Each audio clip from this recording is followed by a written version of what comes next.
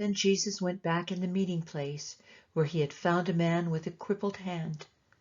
The Pharisees had their eyes on Jesus to see if he would heal him, hoping to catch him in a Sabbath violation. He said to the man with the crippled hand, "Stand here where we can see you." Then he spoke to the people. "What kind of action suits the Sabbath best? Doing good or doing evil? Helping people or leaving them helpless?" No one said a word. He looked them in the eye one after another, angry now, furious at their hard-nosed religion. He said to the man, "Hold out your hand." He held it out. It was as good as new. The Pharisees got out as fast as they could, sputtering about how they would join forces with Herod's followers and ruin him.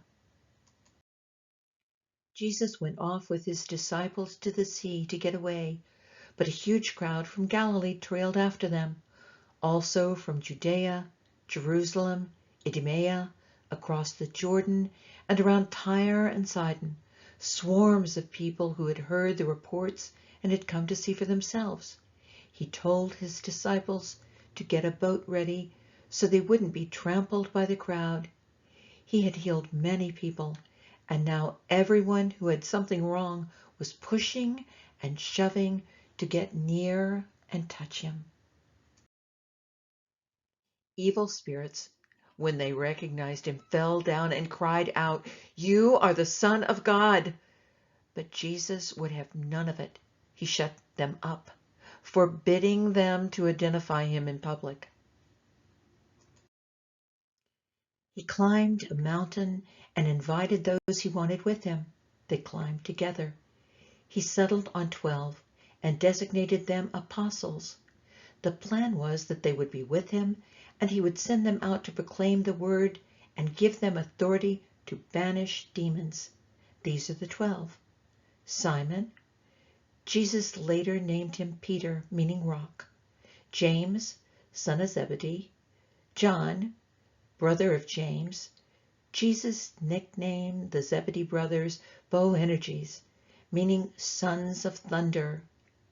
Andrew, Philip, Bartholomew, Matthew, Thomas, James, son of Alphaeus, Thaddaeus, Simon the Canaanite, Judas Iscariot, who betrayed him. Jesus came home, and as usual a crowd gathered, so many making demands on him that there wasn't even time to eat. His friends heard what was going on and wanted to rescue him by force if necessary. They suspected he was believing his own press.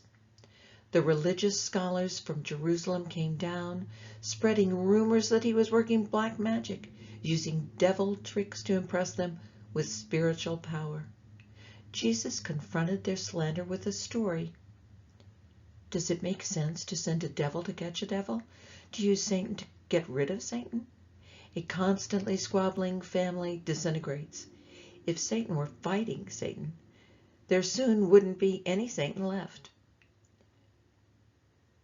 Do you think it's possible in broad daylight to enter the house of an awake, able-bodied man and walk off with his possessions unless you first tie him up?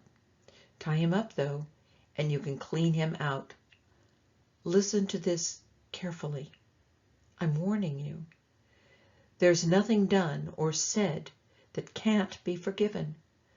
But if you persist in your slanders against God's Holy Spirit, you are repudiating the very one who forgives, sawing off the branch on which you're sitting, severing by your own perversity all connections with the one who forgives.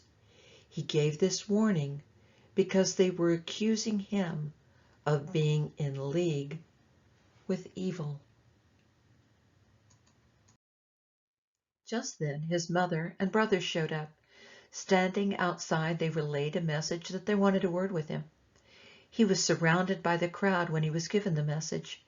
Your mothers and brothers and sisters are outside looking for you.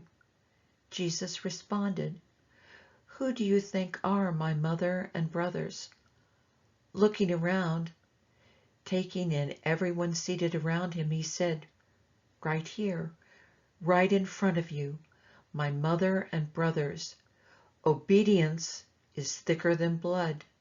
The person who obeys God's will is my brother and sister and mother.